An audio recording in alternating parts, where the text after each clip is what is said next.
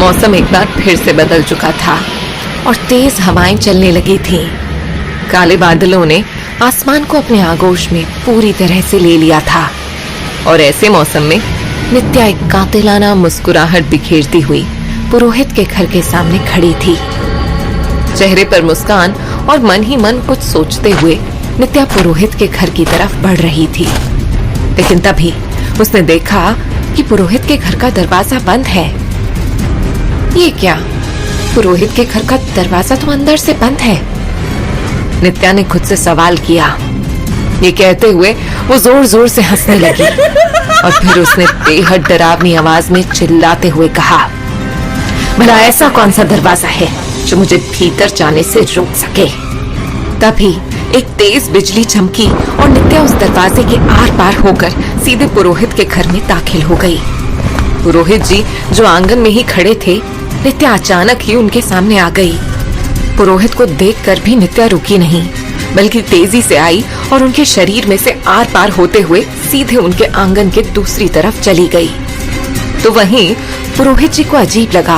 वो सोचने लगे, ऐसा लगा जैसे ठंडी हवा का झोंका बहुत तेजी से मुझसे टकराया हो। लगता है सर्दी बढ़ने वाली है और इससे पहले कि कोहरा बढ़ने लगे मुझे जल्दी से मंदिर हो आना चाहिए। ये सोचते हुए पुरोहित जी सीधे घर से निकलकर मंदिर की तरफ चले गए और नित्या की नजर सीधे मिताली पर गई जो रसोई में खाना बना रही थी। उसे देखकर नित्या की आंखें चमकने लगी और चेहरे पर एक मुस्कान दौड़ गई। नित्या ने सोचा, आज मुझे तेरी जरूरत थी और देख तू मुझे मिल भी गई। ये सोचते हुए वो तेजी से मिताली के शरीर में प्रवेश कर गई और नित्या के प्रवेश करते ही मिताली को तेज झटका लगा। उसका पूरा शरीर कांपने लगा और वो अपनी सुध-बुध खोकर नित्या के वश में हो गई। मौसम बेहद डरावना हो गया था और ऐसे में मिताली का देखने का नजरिया पूरी तरह से बदल गया। मिताली रसोई का काम छोड़कर रसोई से निकली और तेजी से सीढ़ियां चढ़कर रोहित के कमरे में पहुंच गई। इसके बाद वो कमरे के हर कोने में कोई ऐसी चीज ऐसे पागलों की तरह ढूंढने लगी जैसे वो बहुत जरूरी चीज ढूंढ रही हो। मिताली इतनी जल्दबाजी में थी कि उसने कमरे की हर चीज इधर उधर फेंक दी और पागलों की तरह कुछ ढूंढे ही जा रही थी। थोड़ी देर बाद उसकी सांस फूलने लगी और वो कुछ ढूंढते हुए पसीने से तरबतर हो गई। मिताली ने भयानक आवाज में खुद से ही कहा, नहीं, मैं हार नहीं मान सकती। आज मुझे हर हाल में उसे ढूंढना ही होगा। मिताली के बाल उसके चेहरे पर पूरी तरह से फैल चुके थे, इसीलिए मिताली अब पहले से भी ज्यादा डरावनी लग रही थी। एक बार फिर उसने तेजी से उस चीज को ढूंढना शुरू कर दिया और उसने रोहित की अलमारी का एक एक कपड़ा निकालकर इधर उधर फेंक दिया। अचानक ही मिताली की नजर उस सुनहरी और चमकीली किताब पर चली गई जो रोहित को अम्मा ने दिया था। उस किताब को देखते ही उसकी आंखें खुशी से चमकने लगी। उसका चेहरा खिल गया और होठों पर मुस्कान दौड़ गई। उसने अपने आसपास देखा और एक ही झटके में उस किताब को उठा लिया। लेकिन मिताली के उस किताब को हाथ में उठाते ही रोहित जो तेजी से भागता हुआ घर की तरफ आ रहा था, उसे एक तेज झटका लगा और एक पल के लिए वो सुन्न सा रह गया। तो वहीं दूसरी तरफ बिल्कुल यही हाल मायरा का भी था। उसे भी बिल्कुल वैसा ही झटका लगा था जैसे बिजली का तेज करंट लगा हो। हवाओं ने तेज तूफान का रूप ले लिया और आसमान में बिजली भी चमकने लगी थी। तेज झटका लगने से रोहित पूरी तरह घबरा गया और पहले से भी तेज गति से घर की तरफ दौड़ा। तो वहीं मिताली भी उस किताब को लेकर रोहित के कमरे से उतरती हुई नीचे आई और बाहर की तरफ दौड़ी। जहां एक तरफ रोहित घर के अंदर आ रहा था, तो वहीं मिताली भी तेजी से बाहर की तरफ जा रही थी और तभी दरवाजे पर दोनों की जबरदस्त टक्कर हो गई। रोहित और मिताली का सिर पूरी तरह से टकरा गया और इससे पहले कि रोहित मिताली को कुछ कह पाता, वो बिना कुछ कहे ही बाहर जाने लगी। रोहित को मिताली का बर्ताव कुछ बदला हुआ सा लगा। यही सोचते हुए रोहित का माथा ठनका और उसने मिताली को रोकते हुए कहा, मिताली जरा रुको।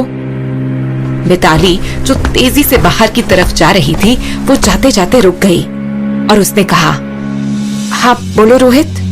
रोहित ने उसके चेहरे की तरफ ध्यान से देखते हुए पूछा, मिताली इतनी जल्दी में कहाँ जा रही हो, जो तुम्हें मेरे साथ लगी टक्कर का एहसास भी नहीं हुआ? मिताली के अंदर नित्या की वो आत्मा रोहित के किए हुए सवाल से घबरा गई और उसने झूठी मुस्कुराहट के साथ कहा, अरे बस यहीं पास तक जा रही थी। ये कहकर वो जैसे ही बाहर की तरफ जाने लगी कि तभी रोहित की नजर मिताली के दुपट्टे में छुपी हुई किताब के एक कोने की तरफ चली गई।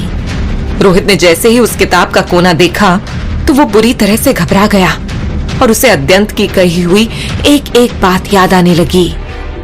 उसने मन में सोचा, इसका मतलब जो अद्यंत ने कहा वो बिल्कुल सच था और अब नित्या इस वक्त मिताली के शरीर में है। मुझे अब वो उपाय करना ही होगा जो अद्यंत ने कहा था। ये सोचते हुए उसने लाल रंग का कपड़ा जेब से निकालते हुए कहा, मिताली जरा इसे पकड़ना, मैं अंदर से आता हूँ। रोहित ने ये इतनी लापरवाही से कहा कि मिताली में छुपी हुई नित्या ये समझ ही नहीं पाई कि रोहित के दिमाग में क्या चल रहा है। उसने वो लाल कपड़ा हाथ में लेते हुए रोहित से कहा, ये कैसा कपड़ा है रोहित? लेकिन इससे पहले कि रोहित को जवाब देता, मिताली वहीं उसी वक्त बेहोश हो गई और नीचे गिर गई। इसके बाद सबसे पहले रोहित ने उस किताब को लिया और तुरंत ही अलमारी में रख कर आया और फिर उसने नीचे बेहोश पड़ी मिताली को उठाया और ले जाकर उसके रूम में बेड पर लिटा दिया। जैसे ही उसने मिताली को उठाया, अलमारी में रखी किताब फिर से चमकने लगी। तभी रोहित को नित्या का ध्यान आया और उसने सोचा, अब मुझे जितनी जल्दी हो सके वापस उसी जगह पर पहुंचना चाहिए जिससे उस नित्या को रोका जा सके। यही सोचते हुए वो तेजी से दोबारा उसी जगह पर अत्यंत से मिलने के लिए दौड़ पड़ा। एक तरफ रोहित अत्यंत से मिलने के लिए निकल चुका था तो वहीं दूसरी तरफ अत्यंत अभी भी उसी जगह खड़ा था। उसने अपने झोले में से सुर्ख लाल रंग का सिंदूर निकाला और उस सिंदूर से उस लाश के चारों तरफ एक घेरा बना दिया। नित्या भी मिताली के शरीर से निकलकर उस लाश में वापस आई और जैसे ही उठी तो उसकी नजर सामने खड़े अद्यंत पर गई। नित्या ने अपने चारों तरफ बने हुए उस लाल घेरे को देखा और फिर सामने खड़े अद्यंत को देखते ही गुस्से में चिल्लाई, तू मेरे सामने फिर आ गया। नित्या की भयानक आवाज चारों दिशाओं में गूंज गई और उसका चेहरा काफी भयानक हो गया। उसकी आंखें लाल होकर चमकने लगी और बाल हवा में लहराने लगे।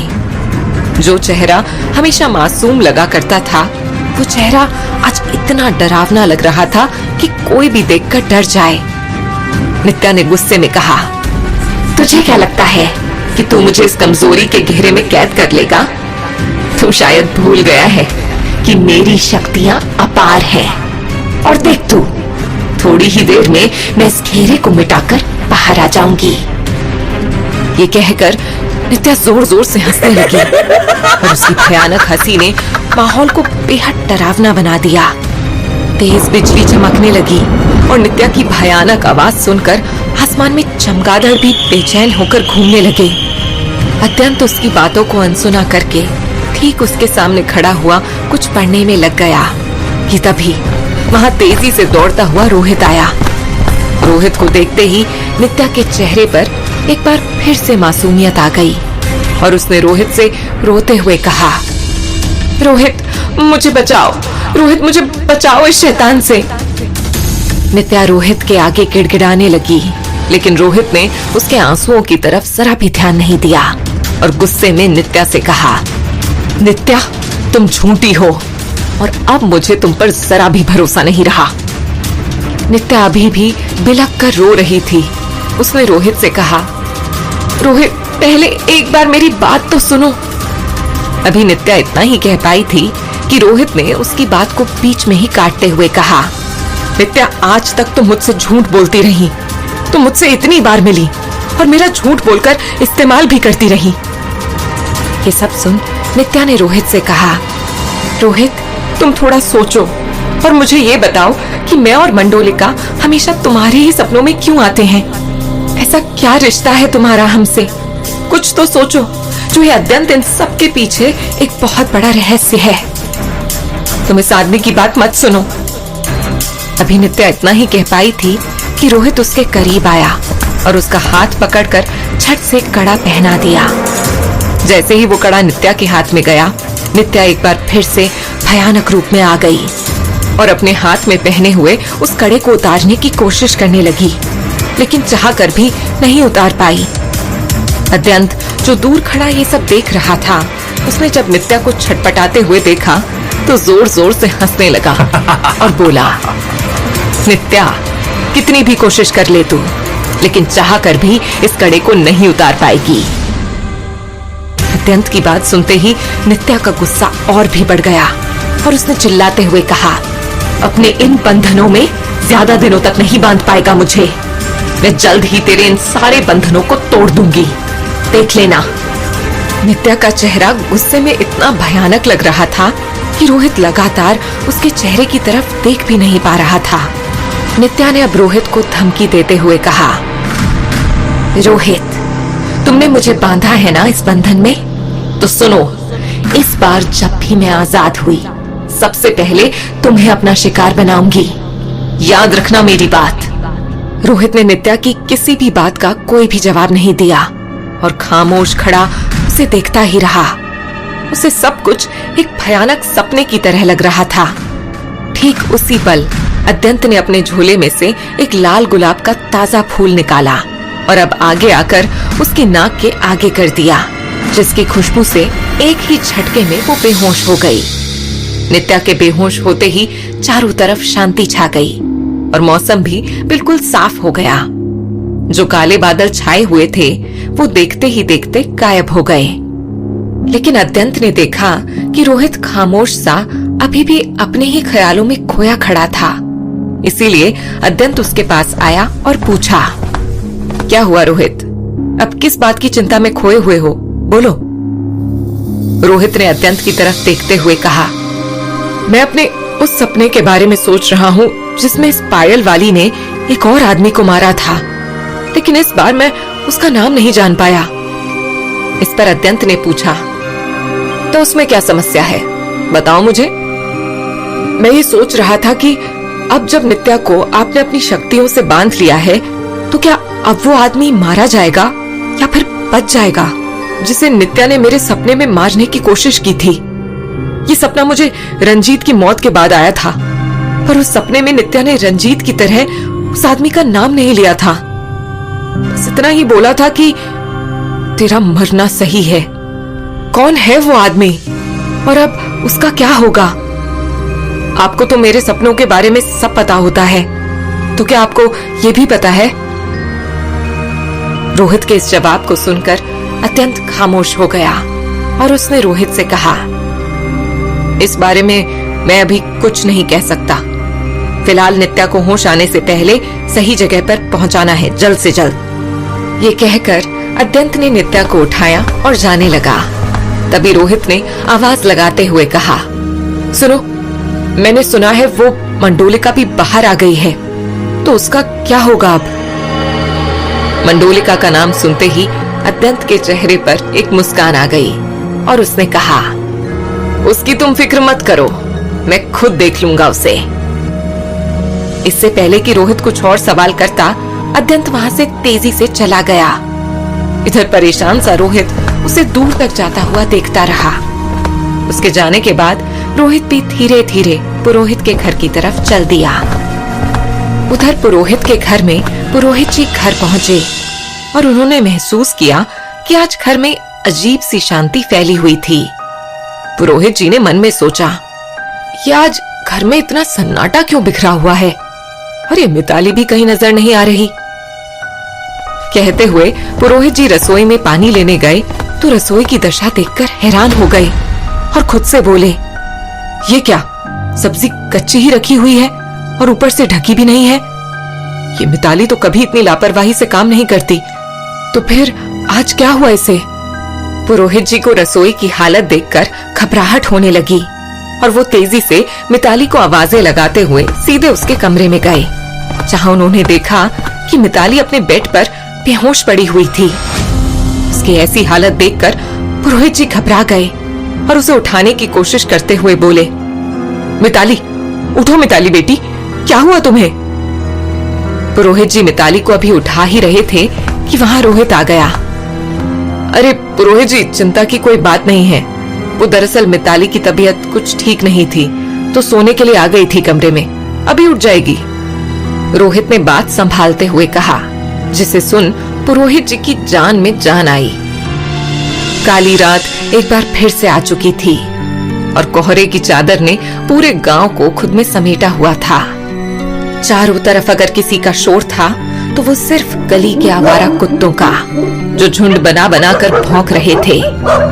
लेकिन एकाएक उन कुत्तों ने भौंकने की बजाय रोना शुरू कर दिया और उनके रोने की आवाज ने गांव के माहौल को काफी डरावना बना दिया। तभी गलियों में सन्नाटे को चीरती हुई एक मधुर सी पायल की छन छन की आवाज आई और वो आवाज आगे बढ़ती हुई एक घर के दरवाजे के आगे जाकर रुक गई। पायल की वो मधुर आवाज किसी बेहद खूबसूरत लड़की की थी, जिसने उस दरवाजे पर लगा हुआ लाल निशान और बंधे हुए काले धागों को देखकर हंसते हुए कहा, ओह, तो मुझे रोकने के लिए इंतजाम भी किया गया है। ये कहते हुए उसने अपने एक हाथ से चुटकी बजाई और देखते ही देखते वो धागा खुलकर नीचे गिर गया और दरवाजा खुद ब खुद खुल गया। उसने अपनी मीठी आवाज में मुस्कुराते हुए कहा,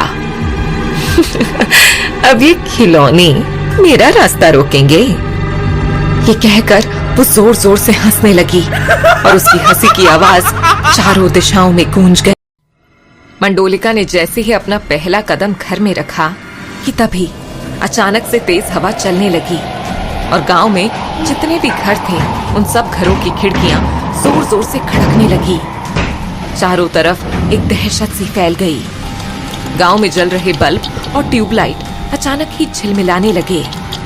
मंडोलिका जैसे जैसे अपना कदम घर में अंदर की ओर बढ़ा रही थी, वैसे वैसे कुत्तों का रोना और भी तेज हो रहा था।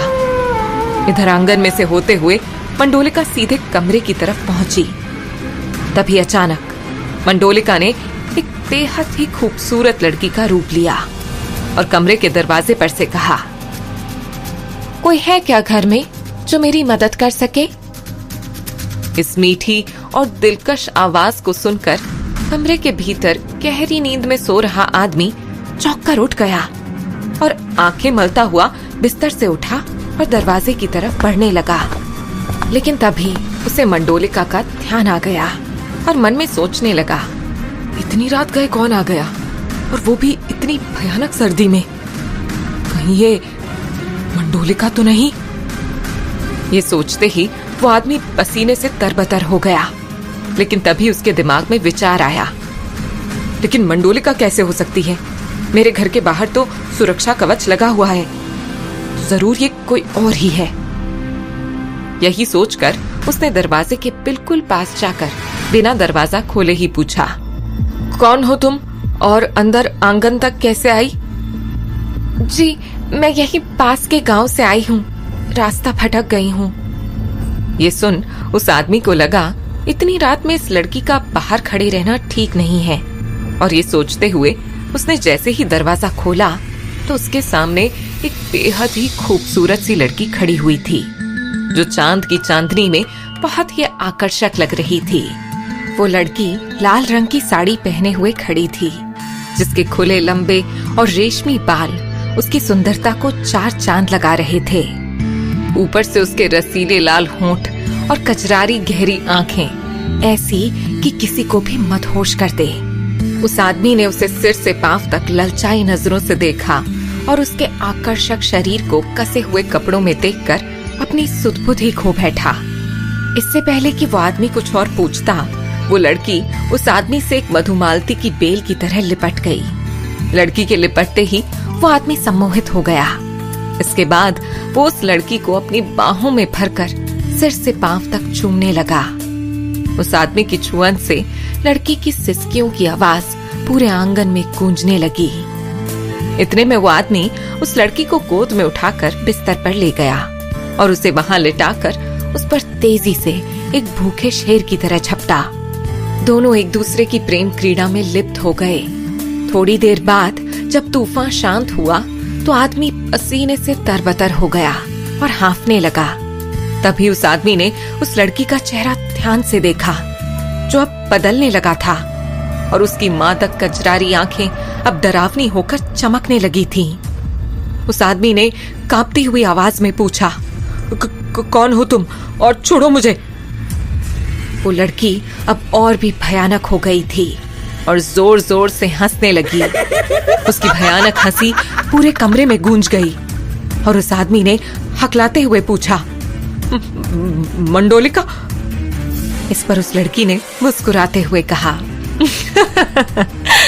हाँ, मैं मंडोलिका, तेरी मौत। जैसे ही मंडोलिका ने अपना नाम लिया, एक तेज बिजली चमकी और तेज हवा चलने से घर की सभी खिड़कियां खड़कने लगी। मंडोलिका का नाम सुनते ही उस आदमी के होश उड़ गए और उस आदमी ने गिड़गिड़ाते हुए कहा, छोड़ दो मुझे, जाने दो मुझे तुम।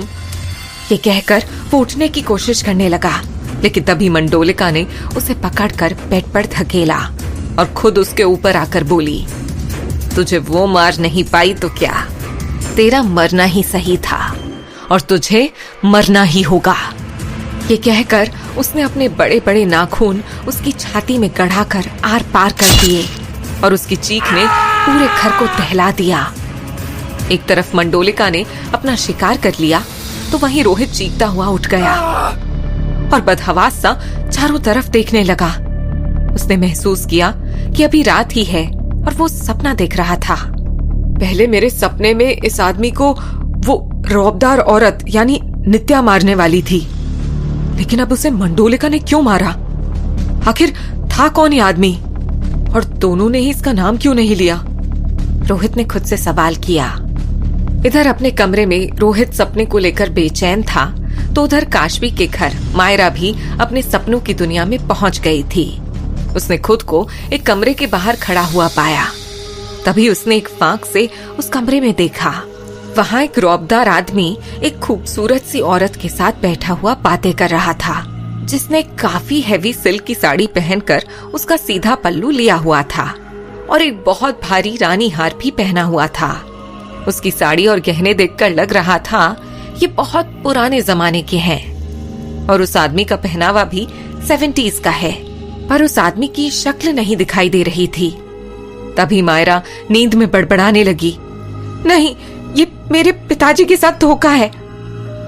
मायरा अपने सपने में बार बार ये बोल रही थी कि तभी अचानक उसकी नींद खुल गई और उसने देखा कि ठीक उसके सामने वही आदमी और औरत खड़े थे जिनकी लाशें उसने पानी में और फिर उनकी अंतिम यात्रा में देखा था।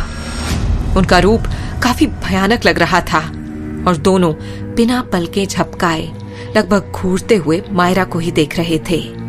मायरा की आवाज डर की वजह से उसके अंदर ही घुट कर रह गई। तभी उन दोनों ने डरावनी आवाज में कहा, हमारी मौत एक साजिश के कारण हुई थी, बहुत बड़ी साजिश। वो ये बार बार बोलते हुए धीरे धीरे मायरा की तरफ बढ़ने लगे कि तभी मायरा की चीख निकल गई। मायरा के चीखते ही काशवी की आंख खुल गई और वो हड़बड़ा कर उठ गई। उसने देखा कि मायरा पूरी तरह से चीख रही थी।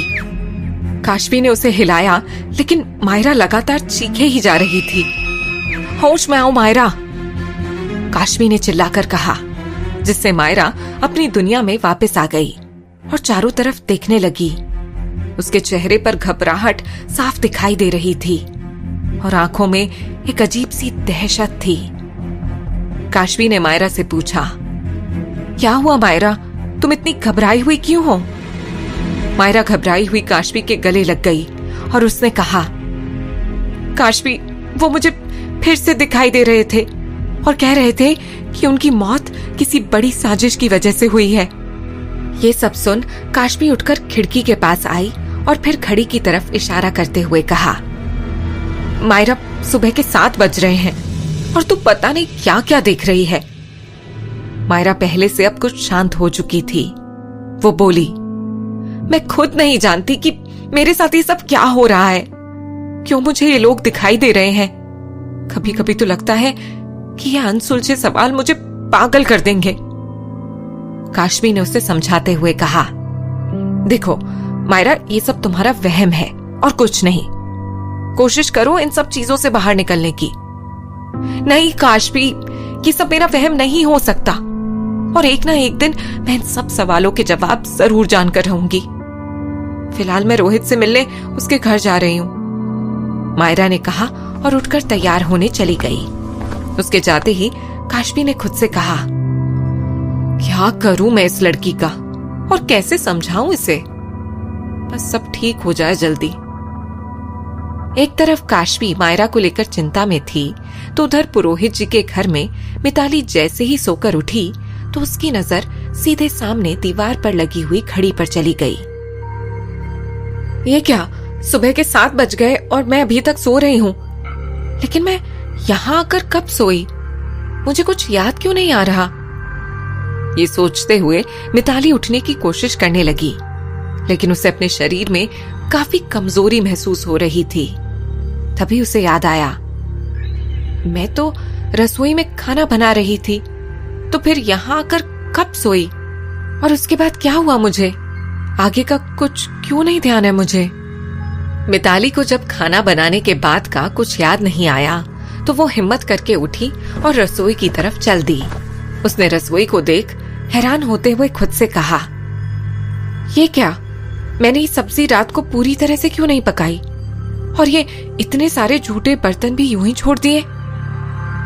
मिताली को इस वक्त कुछ समझ नहीं आ रहा था कि उसे कुछ भी याद क्यों नहीं आ रहा, और उसके पूरे बदन में अभी भी काफी दर्द हो रहा था। तभी उसके पीछे पुरोहित जी आकर खड़े हो गए और उन्होंने पूछा, कैसी तबीयत है बेटा तेरी अब? तू ठीक तो महसूस कर रही है ना, और कमजोरी तो महसूस नहीं हो रही तुझे? मिताली ने दिमाग पर जोर डालते हुए कहा, लेकिन पापा, मुझे कुछ याद क्यों नहीं आ रहा। अभी मिताली इतना ही कह पाई थी कि पुरोहित जी उसकी बात बीच में ही काटते हुए बोले, कैसे याद होगा तुझे, तू तो बेहोश हो गई थी रसोई में काम करते हुए। वो तो शुक्र कर रोहित था तब घर में, उसी ने तुझे उठाकर बेड पर लिटाया था। पुरोहित जी ने मिताली को सब बताया और फिर बाहर चले गए। मिताली वहीं खड़ी मुस्कुराते हुए सोचने लगी, अच्छा, तो कल रोहित ने मुझे उठाकर बेड पर लिटाया। काश कि मुझे सब याद होता, लेकिन एक बार उसे थैंक यू तो बोल ही सकती हूँ। ये सोचकर वो तेजी से सीढ़ियां चढ़ती हुई ऊपर रोहित के कमरे में गई और उसने देखा कि रोहित वहां नहीं था। उसने सचिन से पूछा, रोहित कहाँ है, कहीं दिखाई नहीं दे रहा। इस पर सचिन ने मुस्कुराते हुए कहा, वो नहाने गया है, बस अभी आता ही होगा। तभी मिताली की नजर वहीं कुर्सी पर रखे हुए रोहित के कपड़ों पर गई। उसने शर्ट को देखकर सोचा, रोहित की शर्ट तो कॉलर से थोड़ी फट रही है, जब तक नहाकर आता है मैं सिल देती हूँ। यही सोचते हुए उसने शर्ट उठाई और बाहर चली गई। सचिन ये देखकर मुस्कुराने लगा। तभी कुछ देर में रोहित नहाकर आया और अपनी शर्ट ढूंढता हुआ बोला, अब ये शर्ट कहाँ चली गई, यहीं तो निकाल कर गया था।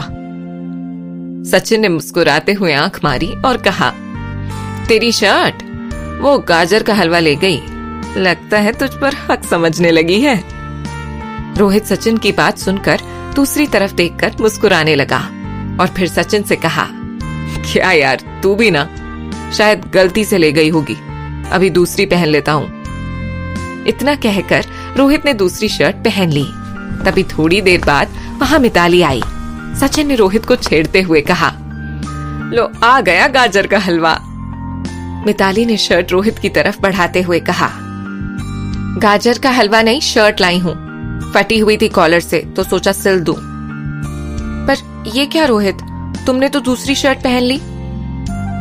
हाँ, इसे बाद में पहन लूंगा, कहते हुए रोहित ने शर्ट ले ली। तभी सचिन ने अपनी शर्ट उतारकर रोहित की तरफ बढ़ाते हुए कहा, यार शर्ट तो मेरी भी फट रही है, मिताली से कहकर सिलवा दे जरा। इससे पहले कि रोहित कुछ कहता, मिताली ने तपाक से कहा, ऐसा करो, यहीं पास में ही अशरफ टेलर है, जाकर उससे सिलवा लो। हाँ नहीं तो, मतलब कोई भी काम करवाने लग जाता है। ये कहकर मिताली ने तिरछी नजरों से घूरते हुए सचिन को देखा। ये आज गाजर का हलवा इतना तीखा क्यों हो गया? सचिन ने फुसफुसाते हुए रोहित से पूछा। इस पर रोहित ने सचिन को उसी लहजे में जवाब देते हुए कहा, अगर गाजर का हलवा इतना तीखा हो गया है तो एक काम कर, हरी मिर्च से शर्ट सिलवा ले। मिताली उन दोनों की बातें बहुत ध्यान से सुन रही थी, लेकिन उसे जब कुछ भी समझ नहीं आया तो उसने रोहित से पूछा, रोहित तुम दोनों ये क्या बातें कर रहे हो? मुझे तो कुछ समझ नहीं आ रहा। इससे पहले कि रोहित कुछ जवाब देता, मायरा वहां पर अचानक से आ गई। अरे मायरा, तुम? वो भी इतनी सुबह सुबह यहाँ? काशवी भी आई है क्या साथ में? मिताली ने पूछा। इस पर मायरा बोली, नहीं, मैं अकेली आई हूँ। वो दरअसल मुझे रोहित से कुछ पर्सनल बात करनी थी। ये बात सुनकर सचिन मुस्कुराने लगा और उसने मन में सोचा, वाह, अब आया कहानी में ट्विस्ट। मिताली अभी भी वहीं रोहित और मायरा के साथ ही खड़ी थी और उसने मायरा से कहा, अच्छा ठीक है, तो कर लो बात। मायरा खामोश सी खड़ी हो गई और तभी सचिन ने शरारत भरे लहजे में कहा, मिताली, पर्सनल शब्द का मतलब पता है तुम्हें? अभी कुछ दिन पहले मुझे किसी ने बताया था। मिताली अभी भी अनजान बनी हुई खड़ी रही और हैरान होते हुए सचिन से पूछा, क्या मतलब? क्या कहना चाहते हो तुम? मायरा चाहकर भी सभी के सामने बात नहीं कर पा रही थी और उसने हिचकिचाते हुए मिताली से कहा, वो मिताली, मुझे 2 मिनट रोहित से अकेले में बात करनी थी। ये सुन मिताली को मन ही मन गुस्सा आने लगा और उसने देखा कि रोहित और सचिन उसे देखकर मुस्कुरा रहे थे। इस तरह उन दोनों को मुस्कुराते देखकर मिताली को और भी गुस्सा आ गया और उसने एक झटके में रोहित के हाथ से शर्ट लेकर वहीं रखी कैंची से फाड़ दी। इससे पहले कि मायरा कुछ समझती, मिताली ने वो शर्ट रोहित के हाथ में दी और तुनक कर चली गई। सचिन मिताली की हरकत पर हंसने लगा। वाह, क्या सीन है, कहते हुए सचिन बाहर चला गया। ये सब देखकर मायरा को बहुत अजीब सा महसूस होने लगा और उसने सोचा, ये मिताली को आज क्या हुआ है? ऐसा क्यों लग रहा है जैसे मुझसे किसी बात पर खफा हो। तो वहीं रोहित भी खामोश सा खड़ा अजीब सा महसूस कर रहा था कि तभी मायरा की नजर वहीं सामने कोने में छुपी हुई एक तस्वीर पर गई, जिसका सिर्फ एक कोना ही दिखाई दे रहा था। ना चाहते हुए भी मायरा को उस तस्वीर के लिए एक अलग सा आकर्षण हुआ और उसने आगे जाकर उस तस्वीर को उठाकर देखा तो वो पूरी तरह चौंक गई। उसकी आंखें फटी की फटी रह गईं।